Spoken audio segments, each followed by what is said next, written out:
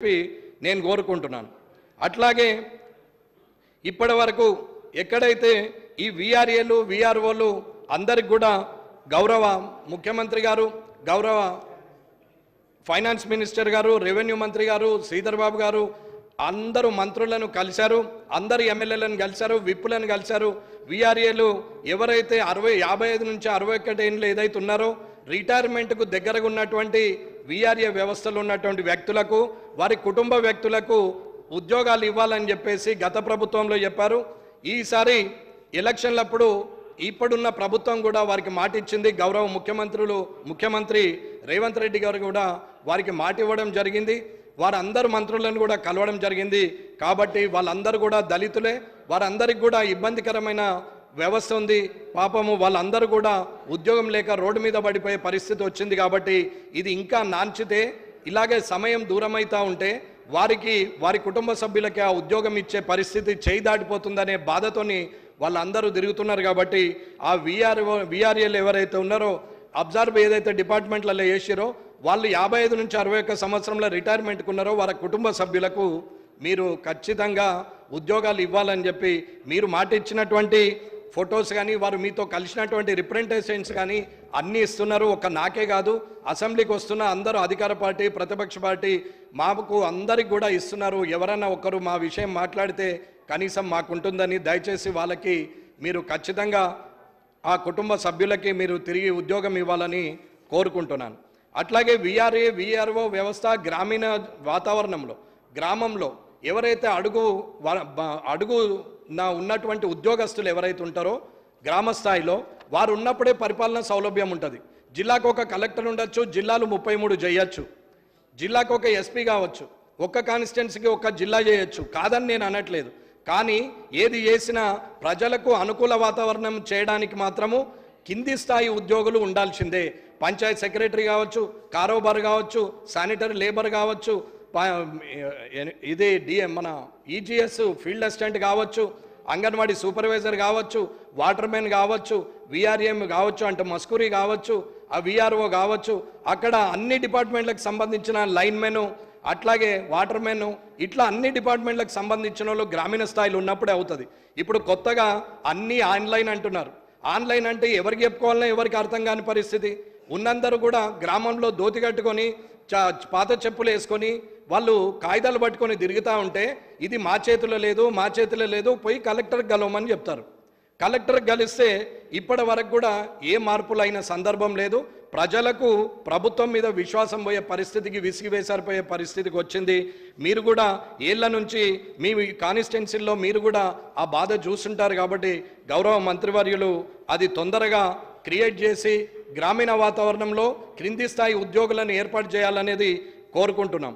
ఐఏఎస్లు ఐపీఎస్లు చేయాల్సిన పనిని కూడా కింది స్థాయిలో ఉన్నటువంటి ఉద్యోగులు ఇచ్చే రిపోర్టు మీదనే వారు మీకు సంబంధం చేస్తారు. వాళ్ళు మీకు ఏదన్నా జాబితా పంపిస్తారు. కానీ డైరెక్ట్గా కలెక్టరే ఊర్లలోకి పోయి పనిచేసే వ్యవస్థను తీసుకొస్తే రాజే ఒక్కడు, రాజు మంత్రి అంతా ఒక్కడై కూర్చుంటే కష్టమవుతుంది అనేది నా అభిప్రాయం. కాబట్టి పాత పద్ధతిలో ఏదైతే గ్రామీణ స్థాయిలో ఉన్నటువంటి ఉద్యోగస్తులను ఇవ్వాలని చెప్పి నేను కోరుకుంటున్నాను.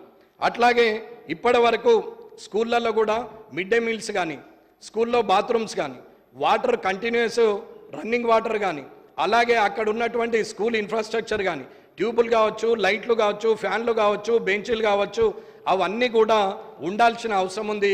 కొత్త బిల్డింగ్లు కట్టాల్సిన అవసరం ఉంది.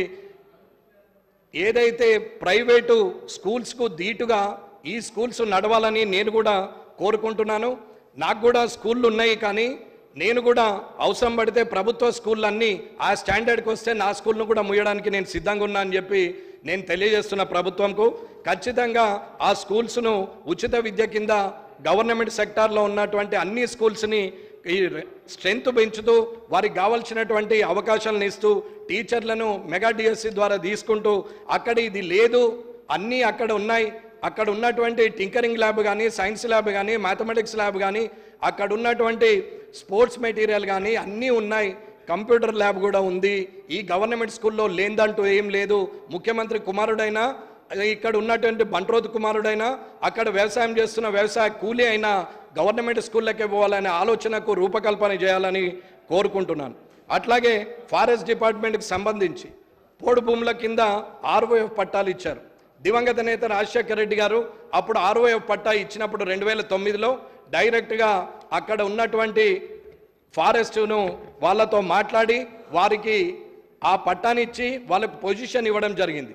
ఆ పట్టాలకు మాత్రము ఎప్పుడు ఫారెస్ట్ వాళ్ళు రాలేరు. కానీ గౌరవ కేసీఆర్ గారు ఇచ్చిన తర్వాత ఆర్ఓఎఫ్ పట్టాలు ఎలక్షన్ కన్నా ముందు ఇచ్చినప్పుడు దాని డాటా మొత్తము ఫారెస్ట్ డిపార్ట్మెంట్ డాటా మొత్తము ఎక్కడెక్కడ ఎంత ఎంక్రోచ్మెంట్ అయింది, ఎక్కడ ఎన్ని ఎకరాలు ఎంక్రోచ్ చేశారు, ఎన్ని పట్టాలు ఇచ్చారు, ఆ పట్టాలలో ఏండ్ల నుంచి పోడు భూములు కొట్టుకుంటూ వాళ్ళు తాతలు ముత్తాతల నుంచి అక్కడ ఉన్నటువంటిది. అంటే 2005 తర్వాత ఎవరైతే నిజంగానే అక్కడనే ఉండి గత 60 సంవత్సరాలుగా ఉండి పోడుగోడు చేసుకుంటున్నటువంటి వ్యక్తులకు ఇవ్వాల్సింది పోయి అక్కడ స్థానికంగా కార్యకర్తలుగా ఉన్నటువంటి వ్యక్తులకు కూడా అవి ఆర్ఓఎఫ్ పట్టాలు ఇవ్వడం జరిగింది. అవన్నిటికి కూడా ఇక్కడ ఆధారాలు ఉన్నాయి. నేను వట్టిగా మాట్లాడితే ఇది అన్ని 33 జిల్లాలకు సంబంధించినటువంటి ఇది ఆధారాలు. ఖచ్చితంగా ఇది ఫారెస్ట్ డిపార్ట్మెంటు ఎవరైతే సీసీఎఫ్ ఉన్నారో మీరు ఒక్కసారి పిలుచుకుంటే మంత్రి గారికి అన్నీ తెలుస్తాయని చెప్తున్నాను. ఇకపోతే పోలీస్ డిపార్ట్మెంట్ అన్న, మీకు రక్షణ ఉన్నా, మాకు రక్షణ ఉన్నా, గ్రామీణ స్థాయిలో రక్షణ ఉన్నా, ఆ ఆపద ఉన్నది అని అంటే ఫస్ట్ పోయేది పోలీస్ స్టేషన్. ఈ పోలీసులు మంత్రులు వచ్చినా, ముఖ్యమంత్రి వచ్చినా, ఎమ్మెల్యేలు వచ్చినా, అధికారులు వచ్చినా, ఐఏఎస్లు వచ్చినా, ఎవరు వచ్చినా మనకు సెక్యూరిటీ ఉండి మన ద్వారా తిరుగుతున్నటువంటి వారికి గత ప్రభుత్వం కానీ ఇప్పటి వరకు కానీ ఎవరు వారికి సరెండర్ లీవ్స్ ఇవ్వట్లేదు, వారికి డిఎల్ ఇవ్వట్లేదు, టీఎల్ ఇవ్వట్లేదు.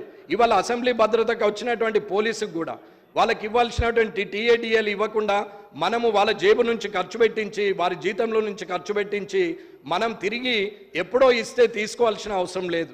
పోలీసులకు దాచుకున్నది ఏదన్నా ఉంటే అది ఆపత్కాలంలో పనిచేస్తుందని అనుకుంటే ఆ కానిస్టేబుల్ కానీ ఆ ఎస్ఐలు కానీ వాళ్ళందరికీ కూడా ఇబ్బంది అవుతుంది. కాబట్టి పోలీస్ డిపార్ట్మెంట్కి దయచేసి ముఖ్యమంత్రి గారిని, శాసనసభ వ్యవహారాల శాఖ మంత్రి శ్రీధర్ బాబు గారిని నేను కోరేది ఏంటంటే, అన్న మన అందరికీ రక్షణ ఉన్నది. వాళ్ళు ఒక్కరోజు స్ట్రైక్ చేస్తే మనం ఏం చేయలేని పరిస్థితి. వారు ఒక్కరోజుకి మానేసి అందరూ ముదురుకొని కూర్చుంటే మనం ఎక్కడో పరిగెత్తాల్సిన పరిస్థితి. ఆ పరిస్థితి రాకుండా చూడాలా, వారికి తొందరగా ఇవ్వండి. ఖచ్చితంగా ఏవైనా ఇంకా వేరే యాప్ అయినా సరే పోలీసులకు మాత్రము అది ఇచ్చేయాలని చెప్పి నేను కోరుకుంటున్నాను. పోలీసులు అంటే నాకు ప్రేమ ఉన్నది అనేది కాదు, కానీ పోలీసులు ఇస్తున్నటువంటి భద్రత వల్ల వారు అభద్రతా భావానికి ఆర్థికంగా ఉండద్దు అనేది అధ్యక్షుల ద్వారా నేను మంత్రివర్యులకు తెలియజేస్తున్నాను.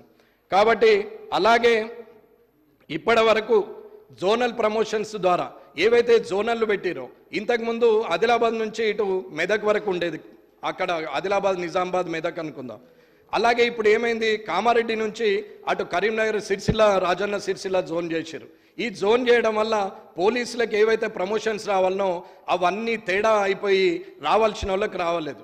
ఎవరైనా ఒక్కసారి దాన్ని కూడా జోనల్ దాన్ని కూడా రీసెటిల్ చేయాలని కోరుకుంటూ 3170 కానీ జీవో 46 కానీ ఇవన్నీ కూడా ఉద్యోగస్తులకు చాలా ఇబ్బంది ఉంది, చదువుకున్న యువతకు కూడా ఇబ్బంది ఉంది.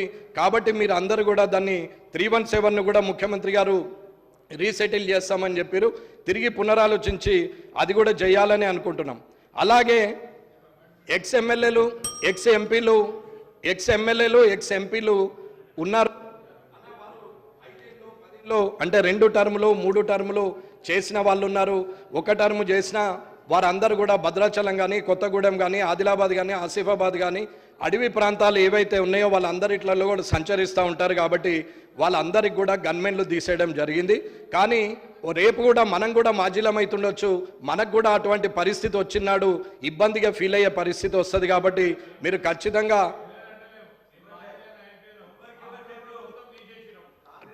నేను పార్టీల పరంగా చెప్పట్లేదన్న, నేను శాసనసభ్యుల గురించి చెప్తాను. నాకు సమాధానం అన్న, నాకు ఇది ఇవ్వాలి అనేది నేను కోరుతున్నాను ప్రత్యేకంగా. అన్నది ఖచ్చితంగా అక్కడ ప్రాంతాల్లో చాలా ఇబ్బంది ఉంటుంది. కాబట్టి వాళ్ళందరికీ కూడా తిరిగి గన్మెన్స్ని ఇవ్వాలి అన్న. ఉద్యమకారులు, ఉద్యమం చేసినటువంటి వ్యక్తులు ఎవరైనా సరే, అది కోదండరామ్ గారు కావచ్చు, పిడమర్తి రవి గారు కావచ్చు, వీళ్ళందరూ నాకు ముఖాముఖిగా పరిచయం లేదు. కానీ ఏండ్ల తరబడి 14, 15 సంవత్సరాలు, 20 సంవత్సరాలుగా తెలంగాణ కోసం కొట్లాడినటువంటి వ్యక్తులు రాజకీయ లబ్ధి కోసమని కాకుండా తిరిగినటువంటి అటువంటి వ్యక్తులకు కూడా రేపు పొద్దున ఇబ్బందులు అయ్యే పరిస్థితి ఉంటుంది. కాబట్టి నేను ఉద్యమకారులకు కూడా ఇవ్వమని చెప్తున్నాం తప్ప వారికి ఉన్నటువంటి పరిస్థితులను బట్టి ఒకసారి ప్రభుత్వం పునరాలోచించాలనేది నేను కోరుకుంటున్నాను. అట్లాగే అన్న ఒక్క చిన్న అధ్యక్షుల వారి అనుమతితో ఒక 2 నిమిషాలు. అధ్యక్షుల వారి అట్లాగే ఫారెస్ట్ డిపార్ట్మెంట్లో ఇప్పటి వరకు తెలంగాణ కంపెనీ ఏదైతే ఉందో జిటాన్ ట్రేడింగ్ కార్పొరేషన్ అని చెప్పి తెలంగాణ కంపెనీ ఉంది. ఈ తెలంగాణ కంపెనీ కోర్టు ఆర్డర్ వచ్చినా కానీ గత ప్రభుత్వం కానీ ఇప్పటి వరకు అది కోర్టు ఆర్డర్ను చూసుకొని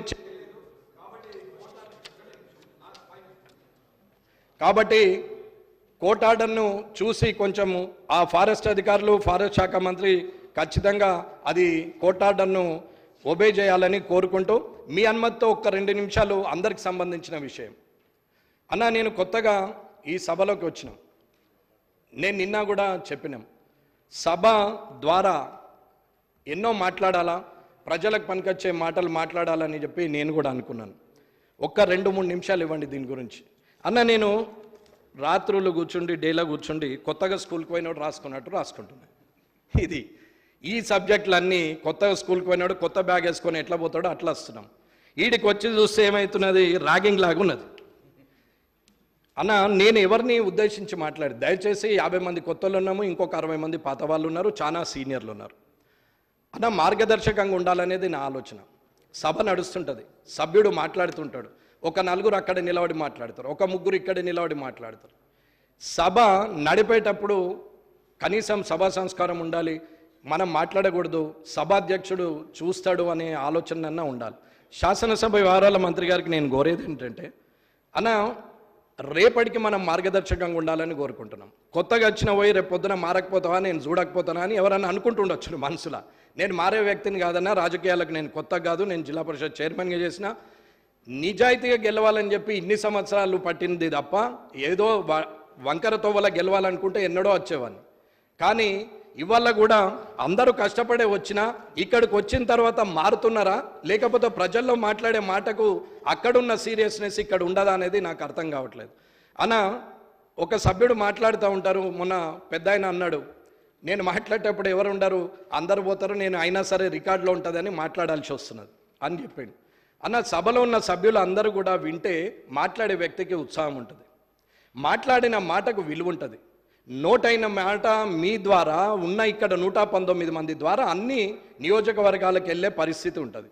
అది చేయాల్సింది పోయి అందరం ఇష్టం ఉన్నట్టే వెళ్ళి వస్తున్నాం. సరే టీ బ్రేక్ అని ఉదయం 10 గంటలకు స్టార్ట్ అయితే ఒక 12 గంటలకు టీ బ్రేక్ ఇచ్చిన అందరూ ఒకసారి పోయి ఒకసారి వస్తారు. ఇది నడుస్తూనే ఉంటుంది, పోయేటోళ్ళు పోతుంటారు, వచ్చేస్తూనే ఉంటారు. కాలేజీల ఇంటర్మీడియట్ పిల్లల్ని చూసినట్టు అవుతున్నది తప్ప టీచర్ అటు చూసేసరికి ఒక పీరియడ్ అటండి ఈయనకెళ్ళి వెనక డోర్లకి వెనకకి వెళ్ళిపోయినట్టున్నది. ఇది పరిస్థితి అన్న నేను ఎవరిని అవమానించట్లేదు. ఈ సభ అంటే నాకు గౌరవం, ఇది చట్టసభ. ఈ చట్టసభలో ఖచ్చితంగా అందరం గౌరవంగా ఉండాలా. రేపు పొద్దున రాజకీయాలు నేను కక్ష ద్వేషాలతో ఉండాలని నేను కోరుకోవట్లేదు. అందరితోని మంచిగా ఉండాలి, కానీ మంచిని మంచి అనాలా, చెడుని చెడు అనాలా. అన్న ఇవాళ రుణమాఫీ ఉంది, నాకు అవసరం లేదు, నేను రావద్దని అనుకోవచ్చు, కానీ అది కాదు. చేస్తుంది మంచి పని, ఏ పార్టీ అనేది అనవసరం. ప్రభుత్వంలో ఒక సభ్యుడిగా ఉన్నాం, ఆ ప్రభుత్వం నాది, నేను ఇది కాంగ్రెస్ ప్రభుత్వం అని మీరు అనుకుంటుండొచ్చు, కానీ ఇది తెలంగాణ రాష్ట్ర ప్రభుత్వం అని నేను అనుకుంటున్నాను. ఈ రాష్ట్ర ప్రభుత్వంలో 119 మంది సభ్యులం ఉన్నాం. ఈ ప్రభుత్వం మనందరిది. ఈ ప్రభుత్వం చేసే కార్యక్రమాలల్లో పోవాలా, కూర్చోవాలా. అక్కడ సోనియా గాంధీ గారిదో, రాజీవ్ గాంధీ గారిదో, రాహుల్ గాంధీ గారిదో మీరు ఫోటో పెడితే మేము వెళ్ళొచ్చేస్తుంటాం. కానీ అక్కడ ముఖ్యమంత్రి గారిది ఉంది, అక్కడ వ్యవసాయ శాఖ మంత్రి గారిది ఉంది, ఫైనాన్స్ మినిస్టర్ది ఉంది, కానీ ఇంకేది లేదు. అంటే ఇది రాష్ట్ర ప్రభుత్వము అని అనుకుంటున్నాం. మీరు కూడా అలాగే ఆలోచించమని చెప్తున్నా తప్ప నేను వేరే దాని గురించి ఏం మాట్లాడట్లేదు. తిట్టుకోవడం ఎంతసేపు అన్నా, సెటైర్లు 100 వేస్తాను నేను కూడా, బయట నా అంత సెటైర్లు ఎవరు వేయనేయ్యరు, కానీ నేను అట్లా వేయను. ఎందుకు అనంటే మాట్లాడడం, అరవడం, ఎదుటోళ్ళ మీద కామెంట్ చేయడం, అక్కడ మాట్లాడుతుంటే ఇక్కడ అడవడం, ఇక్కడ మాట్లాడితే ఇక్కడ అరవడం అనేది నడుస్తూ ఉండాలి రోజులు. ఏం లాభం, ఏమవుతుంది అనేది నా ఉద్దేశం. ఇకపోతే ఇప్పటి వరకు కూడా సభ గురించి నేను తప్పుగా మాట్లాడలేదు. ఇది కూడా నేను ఎందుకు మీ ద్వారా నేను ఎందుకు చెప్పాల్సి వస్తుందంటే, నేను మీడియా పాయింట్ మీద మాట్లాడినాం, ఇక్కడ మాట్లాడలే పరిస్థితి లేక, అంటే అలవాటు కావాలి. ఒకసారి ఇక్కడ మాట్లాడితే రెండోసారి నాకు స్టార్టింగ్ ట్రబుల్ ఉండదు కాబట్టి, సరే అక్కడ మాట్లాడినప్పుడు కనీసం మార్పు వస్తుంది అనుకున్నాం. పేపర్లో వచ్చింది, నన్ను నేను ఏదో గొప్పగా అనుకుంటుండేమో అని మీరందరూ అపార్థం చేసుకుంటారేమో అని నేను ఇందులో మాట్లాడడానికి మళ్ళీ చెప్పాను తప్ప ఇంకా వేరే ఉద్దేశం లేదు. ఎక్కడైనా ఏదైనా సరే ఇది ఒక్కసారి గౌరవ శాసనసభ్యులందరూ కూడా మనం రేపటి మనం ఉంటాం పోతాం, రేపు పొద్దున ఎంతోమంది ఉన్నారు, ఎంతోమంది రాజకీయ నాయకులు వచ్చారు, టక్కన చెప్పమంటే 5-6 పేర్లకి ఎక్క చెప్పలేం. ఆ 5-6లో మనం ఉందాము అనేది మన ఆలోచన. ఆ 5వ 6వ నంబరో 7వ నంబరో 10వ నంబరో మనం ఉండాలనేది ఆలోచన తప్ప ఏం లేదు. ఈ 2024 నుంచి ఏదైతే ఈ శాసనసభ ఉందో, ఈ 3వ శాసనసభ ఉందో, ఇది ఎల్లకాలం తెలంగాణ ఉన్నన్ని రోజులు, తెలంగాణలో జనం ఉన్నన్ని రోజులు, ఈ శాసనసభ ఉన్నన్ని రోజులు ఈ 119 మంది గురించి గొప్పగా చెప్పుకోవాలనేది నా కోరిక. ధన్యవాదాలు.